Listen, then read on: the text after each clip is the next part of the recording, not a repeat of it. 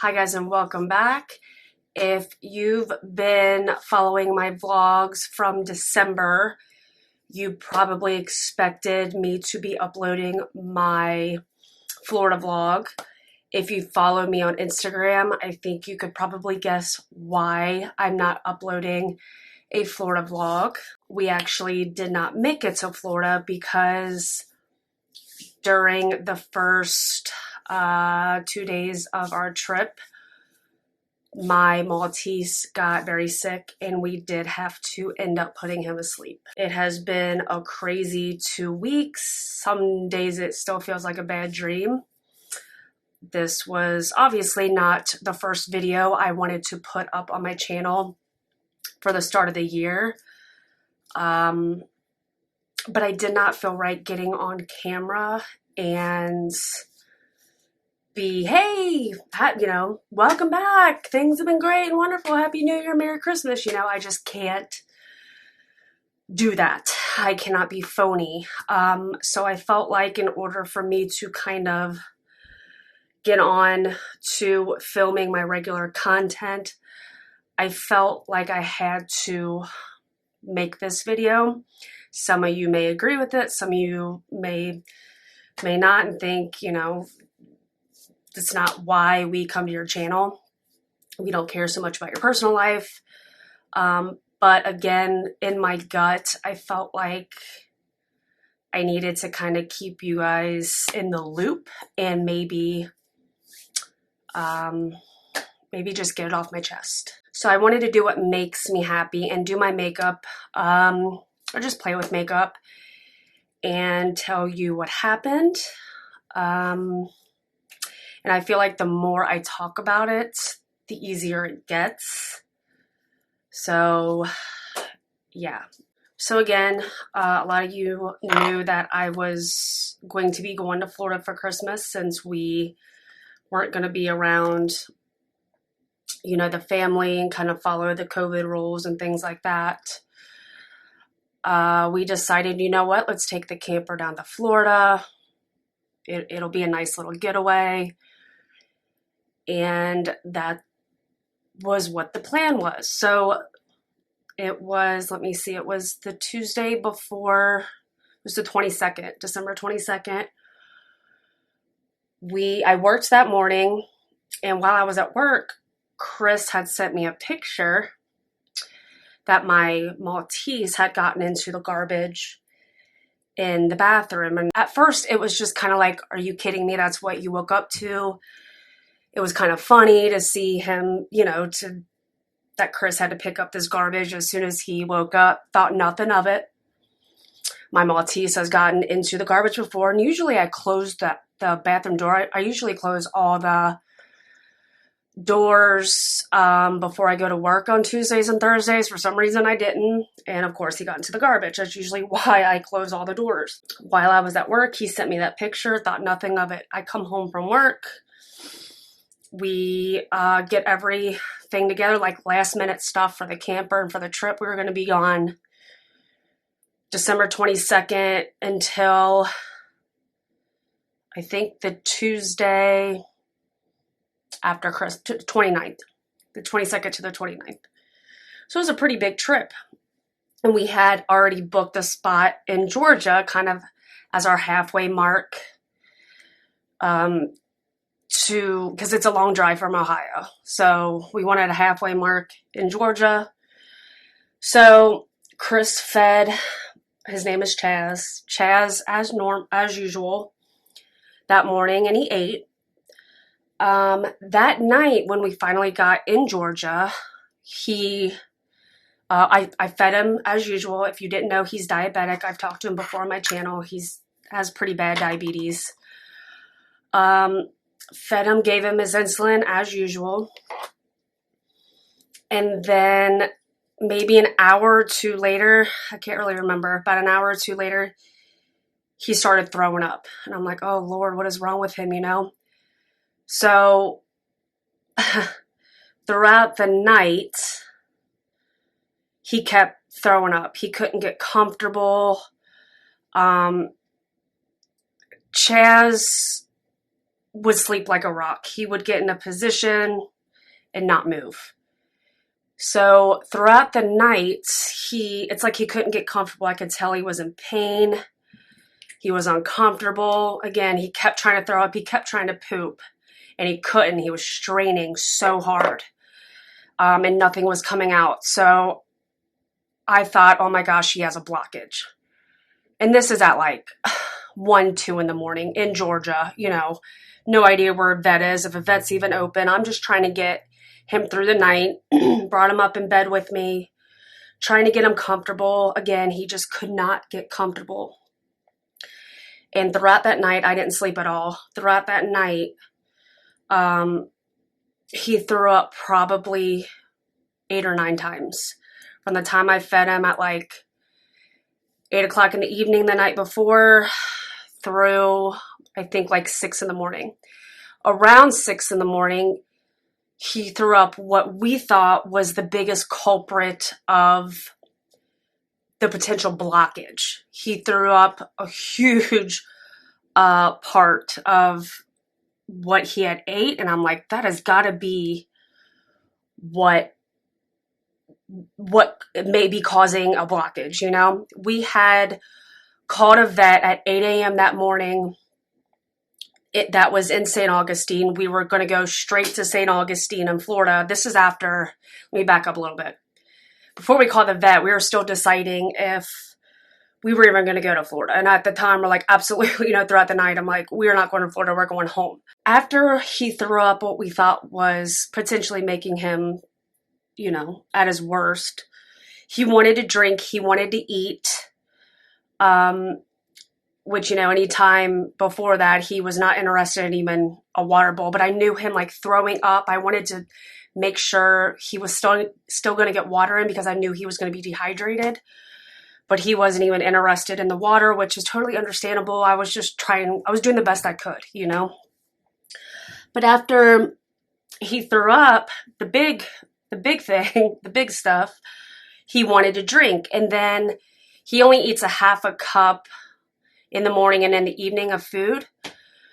So I watered down like the smallest bit of his food. I wanted to see if he would eat, and he wanted to eat. So over a 3-hour period, I fed him a little bit by little bit of his food that was completely watered down. And over a 3-hour period, eating a half a cup of food. That's how slow we were feeding him and giving him food to see if he could hold it down. And he held it down. He seemed a lot better. And we called a vet in St. Augustine and told the vet what was going on. And they were going to take us once we got there. So we were literally going to go straight from Georgia to St. Augustine, where we were going to camp, but we were going to go to the vet first. Camper and all, we were going to go to the vet first. And, that was totally a plan with the vet there. And again, that was the plan. So we're like, okay, he's doing better. He's calmed down. Let's go. Let's go to St. Augustine. Literally, I want to say 15, 20 minutes of us leaving Georgia, Chris's truck started acting up. Now, it has done this before where it would almost buck. That's the way Chris explained it, is the truck would have like a kickback to it. Again, it's done this before, but it had never done it like this. And finally, the check engine light came on, and Chris abruptly pulled that truck over, was passing an exit, and then like out of nowhere just pulled over off the exit. We literally turned on the hazards and we're like, are you kidding me? So he called a couple places. This is the day before Christmas. This is the 23rd. This is the day before Christmas Eve. A lot of places were full. They couldn't take in, a truck, If they did, they didn't know when they were going to get to it. Like, there was so many unanswered questions. We're like, oh my God, what are we going to do?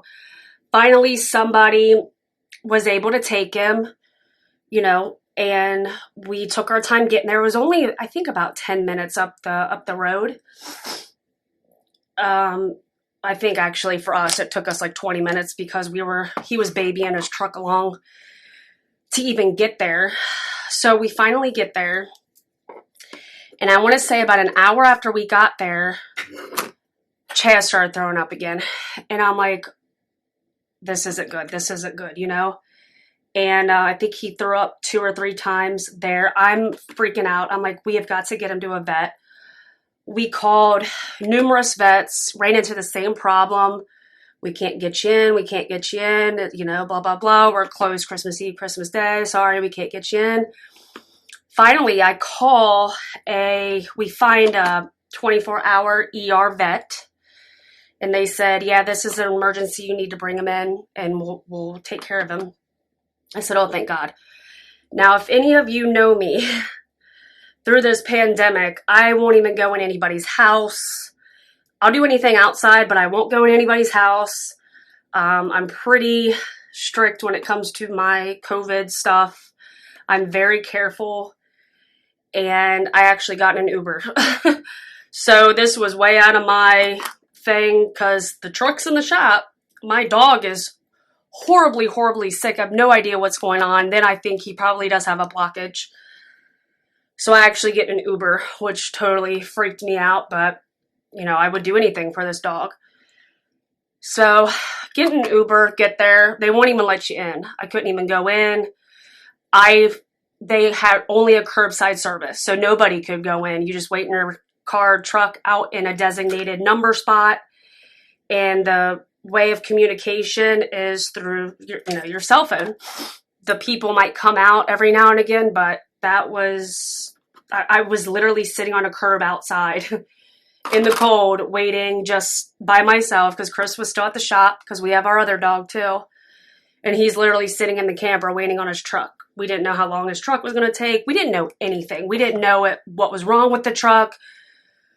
We were at the mercy of the mechanic. They could have told Chris, like he said, they could have told him he needed a new engine or whatever. And it's just like, well, I guess that's what we have to do because we're just stuck in Georgia.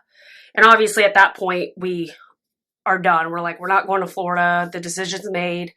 Chaz might have to have surgery. Like, we just didn't know anything, especially with the holidays. We're like, what are we going to do? I mean, it was one thing after another. When they say it rains, it pours, and it sure did.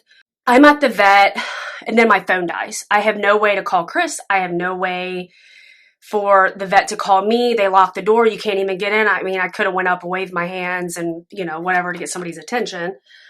But it just would have been nice to be able to have a little bit of communication, So finally, somebody comes out, I would say about an hour later, and said, oh, the vet's been trying to get a hold of you.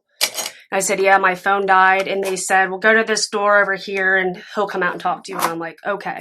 So the vet comes out and says it didn't look like he had a blockage. I had taken his blood sugar that morning. It was like 409, which was super high. At the time, I didn't know if I should be giving him insulin because he's throwing up. I knew his blood sugar was high, but again, I just didn't know. I didn't know what to do, In hindsight, yeah, I wish I would have gave him his freaking insulin. He said his blood sugar is at 490. He's in ketoacidosis, which I've talked about on my channel before with him. He almost died 3 years ago from ketoacidosis. That was a nightmare in of itself. 3 years ago, he almost died. And thank God he didn't. We went through with the treatment 3 years ago, a very, very, very, very, very expensive treatment. 3 years ago, he was in the vet ER in where I live for 8 days. And it was truly a battle. Chaz was 10 years old. Now, when, told him he's 10 years old in ketoacidosis and that he had a heart murmur. And that was news. Didn't know that. I think they said his liver doesn't look good. He had a bladder stone. I mean, all these things that were like, what the heck? We didn't know any of this. The thing about Chaz is that dog would never yelp. You would never know anything's wrong with that dog. He was just the biggest sweetie. All he wanted was just to be close to you. And that's that. I mean, this dog was just the best dog, the sweetest dog. He was helpless, but he was the sweetest dog. So finally, Chris had come up, met me there. We're in the truck, and the vet ends up coming back out and says, I guess they can't give a dog a bunch of fluids with having a heart murmur. They need to further investigate, like doing, I think it's an echocardiogram to see how his heart is, to see if they can even start flushing, so that when you have ketoacidosis, he has ketones in his urine. Like, it's a whole big thing. I won't go into that, but it can be very deadly when they go into ketoacidosis. So we said, of course, go ahead, do that. Yeah, let's see, blah, blah, blah. Little bit of time goes by. He comes back out and says, while they were in there checking on his heart, they went ahead and took the thing they put on the heart to look at the heart and the heart murmur and all that down on his belly and examine his belly. And they said that they saw a potential blockage in there. So, we're like, oh, holy shit, okay.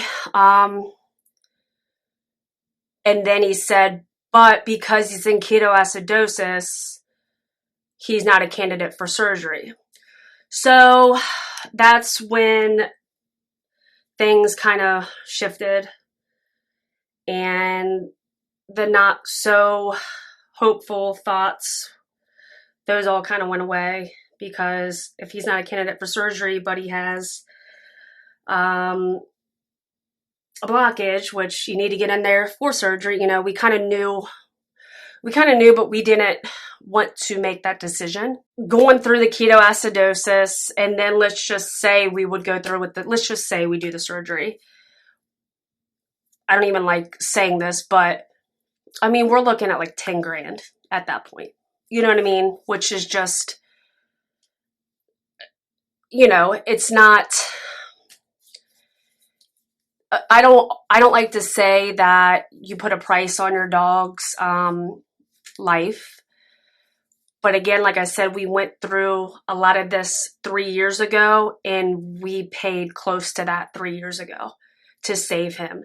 Now he's older. Now he has a bladder stone that they said we will have to address in the next 3 to 6 months. He'll have to get that taken care of. He has this heart murmur that can turn into congestive heart failure, all this kind of stuff. On top of battling this ketoacidosis, which could take, we don't even know how long that could take for him to get better, and he might not even get better. And then on top of a potential blockage that he's not even a candidate for surgery.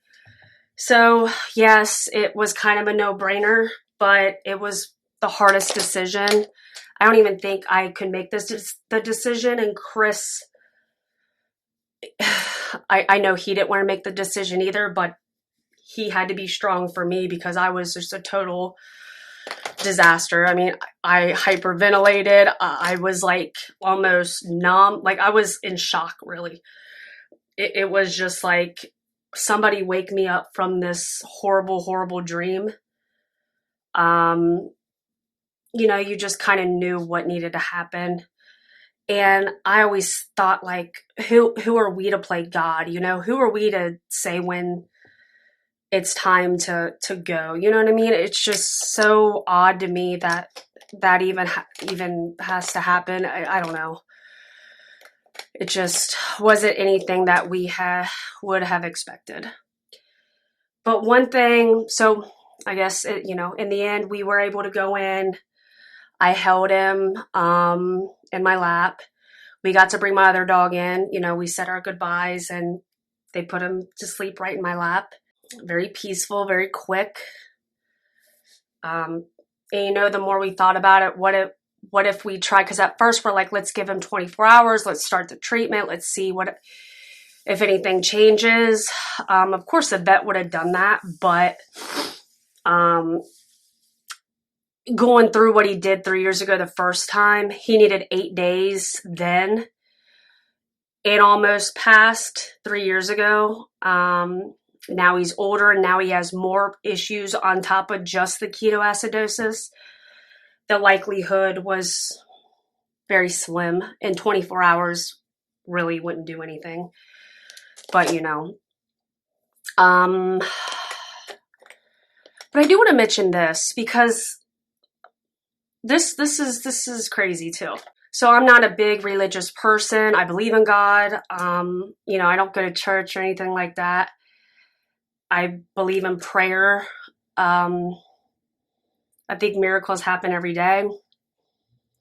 And the night before, when I was in the camper and Chaz was just god awful, I was crying. I was so upset. I didn't want to wake Chris up because I'm like, if we drive to Florida, you know, I want him to be able to have sleep. So I kind of prepped myself and thought, what if he passes? What if he doesn't make it through? What if there's, you know, I think everything went through my head the night before. And I actually did pray. And I know that you shouldn't pray when you just want stuff.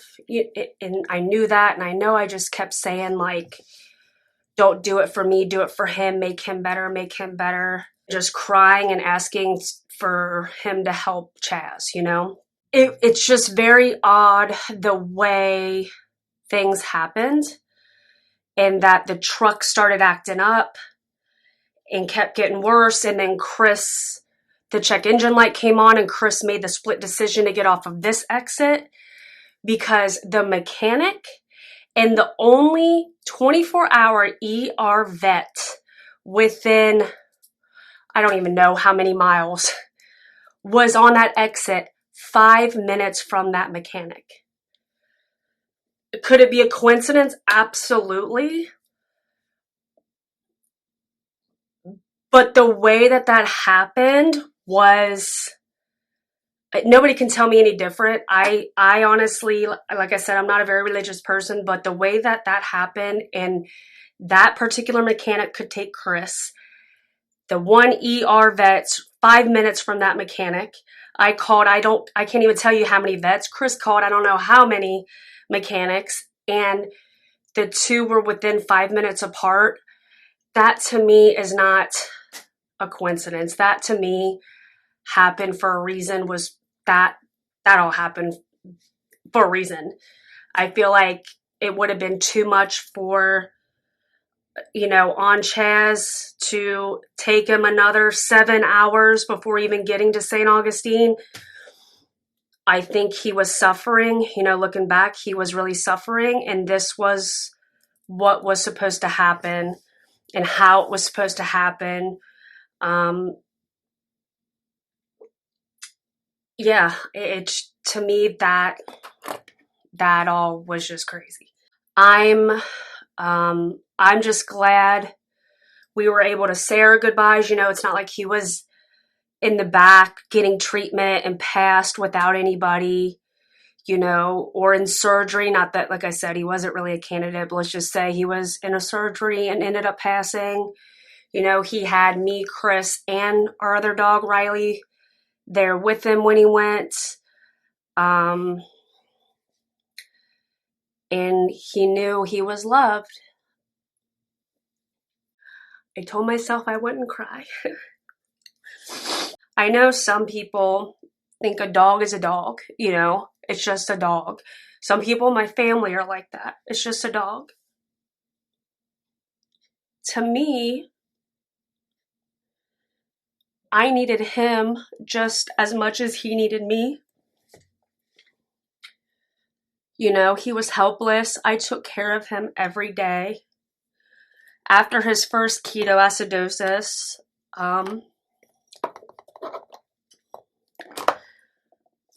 I had a mission to get his diabetes under control. And I really felt like I did. I learned how to do his blood sugars at home. I got it under control. I took care of that dog. I mean, I think because I don't have kids that my dogs are my kids. They're everything to me. And I don't know that love for a child because I don't have one. So they are my kids, you know. They weren't just dogs, you know. You know, people gave us so much crap about saving Chaz the first time, and it's just like, first off, why do you care so much? But they are my kids, you know. And I'm an animal lover. I'm a dog lover.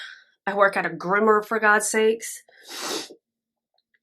And I think the way people feel about animals and treat animals says a lot about their character, because I feel like those who are dog lovers, animal lovers, have a lot of compassion and big hearts, you know. And I don't know.